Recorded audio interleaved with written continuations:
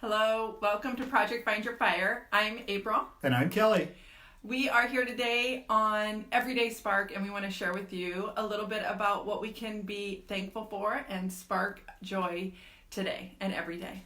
So today is about taking a new look at things. We have to get creative, and we're sort of forced into this creativity just by the events that's going on in the world.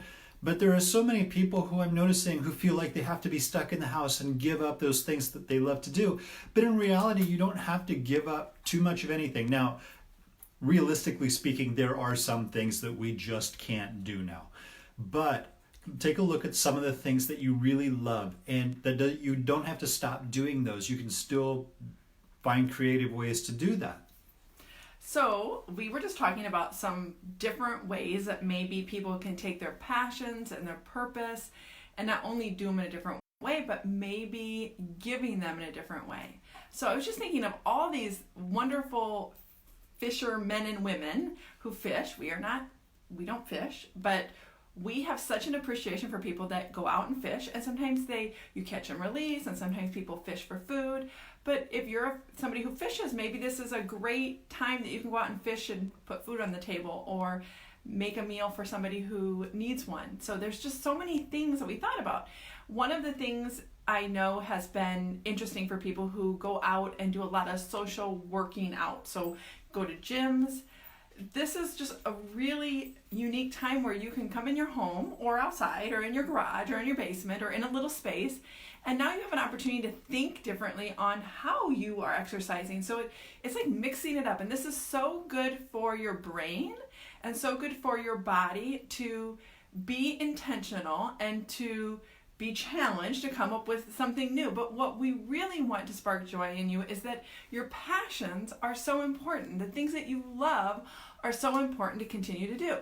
So I saw this post where these people were just had this coffee social time, and they met up in a parking lot, and they were like 12 feet away, and they opened up their trunks and they had this like morning coffee together in their trunks, social distance.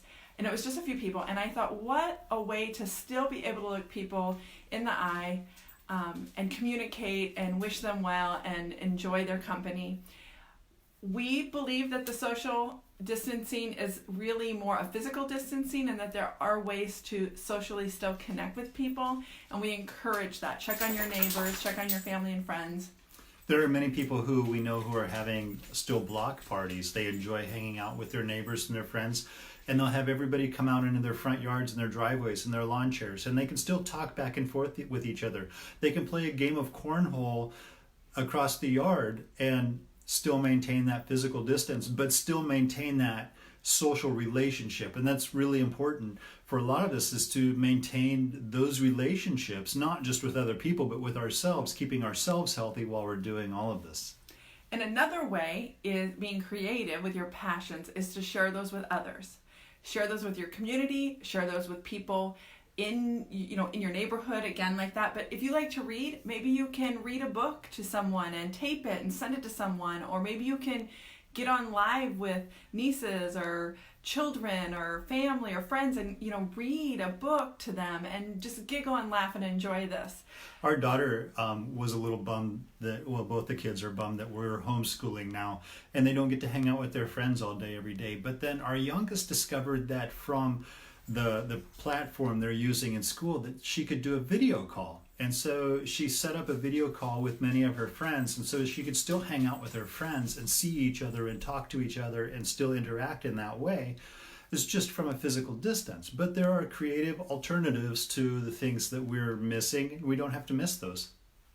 So we want to share the joy of our passions, which is to share with you love and kindness and encouragement.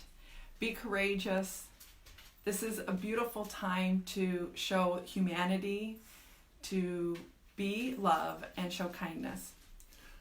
You got it. So that's what we've got for you tonight. Live with love. Live with purpose. I live with passion. And live with passion. Live with passion every day. Every day. We'll see you next time.